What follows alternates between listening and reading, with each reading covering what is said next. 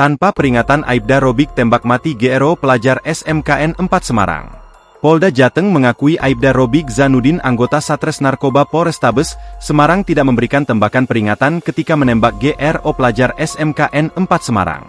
Aibda Robik meletuskan 2 tembakan ke arah GRO sebanyak 1 kali di bagian pinggul. 1 tembakan lainnya menyasar 2 teman GRO yakni Ed dan Sa yang alami luka tembak di tangan dan dada. Mereka berdua selamat.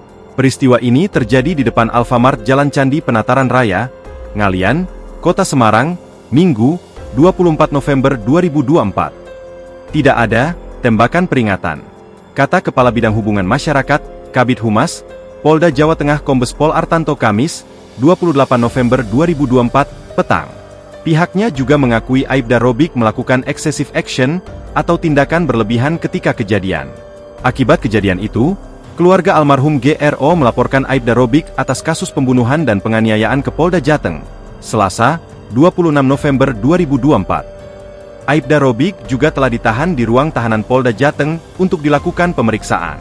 Aibda Robik diproses pula terkait pelanggaran kode etik kepolisian dan akan segera dilakukan sidang.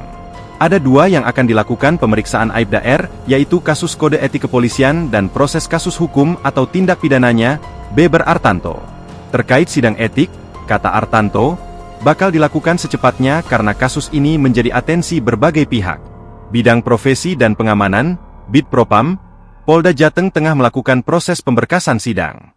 Nanti Ankum, atasan hukum, dari Polrestabes Semarang, Bebernya. Sebaliknya, dalam kasus pidana status Aibda Robik masih terperiksa. Ia masih berjalan tapi statusnya naik dari penyelidikan ke penyidikan, terangnya. Sementara Direktur Reserse Kriminal Umum, Dirreskrimum, Polda Jawa Tengah Kombes Dwi Subagio mengungkapkan bakal membongkar makam GRO pelajar korban ditembak polisi. Pembongkaran makam dilakukan sebagai alat bukti polisi menjerat pelaku penembakan pelajar, yakni Aibda Robik Zanudin.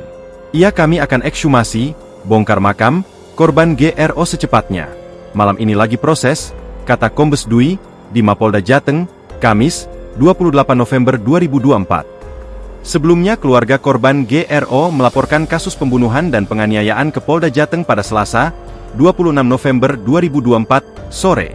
Selepas pelaporan, kata Dwi, pihaknya telah memeriksa 3 saksi. Kasus ini kemudian naik status dari penyelidikan ke penyidikan. Belum tersangka, kan nunggu autopsi, tapi sebelum autopsi ekshumasi, terangnya. Proses ekshumasi dilakukan polisi di daerah Sragen. Dwi menyebut, keluarga telah menyetujui proses ini. Download Tribun X sekarang, menghadirkan lokal menjadi Indonesia.